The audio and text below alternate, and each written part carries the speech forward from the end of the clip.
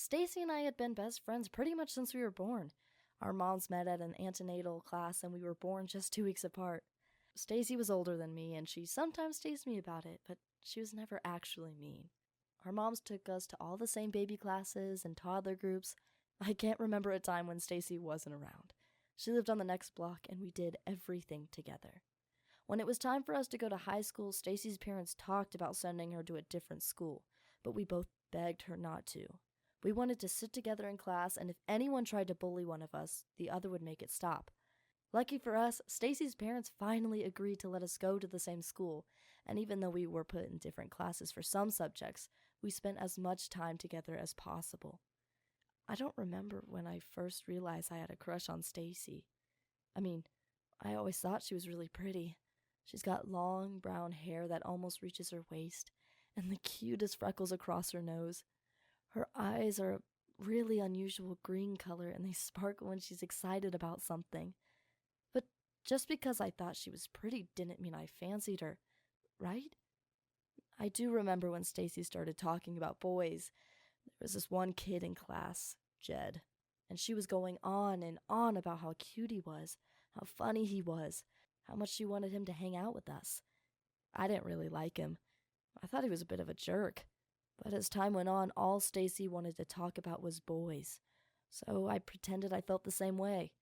I pretended I liked Jed's friend, Mason, so we could talk about our crushes.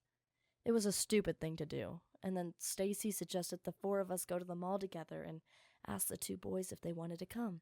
They said yes, but as soon as we got there, she and Jed went off together, leaving me and Mason on our own. He tried to hold my hand at one point, but I wouldn't let him. It was super awkward.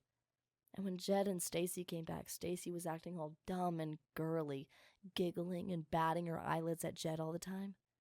Later, she told me they made out for a while.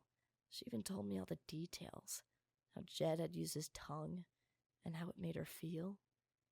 And I just felt jealous. But there's no way I'm gay. I mean, I only feel this way about Stacy, not anyone else. But I can't tell her I like her because she's with Jed. There's no way she'd be interested in me. If I told her how I feel, I'd lose her friendship, and I couldn't bear it if we weren't friends. I can't stop thinking about her, though. When I see her holding Jed's hand, I imagine it's my hand she's holding. I really want to tell her about my crush, but there's no way she likes me that way. I never thought hanging out with my best friend could be so painful and lonely. We used to be able to talk about everything. But now I talk to her less and less, and she spends more and more time with Jed. Stacy's still my best friend, and she doesn't know my biggest secret, and I'll never be able to tell her. I feel like my heart's breaking, but what can I do? I'm not gay. I've just got a crush on my best friend, and it's the worst feeling in the world.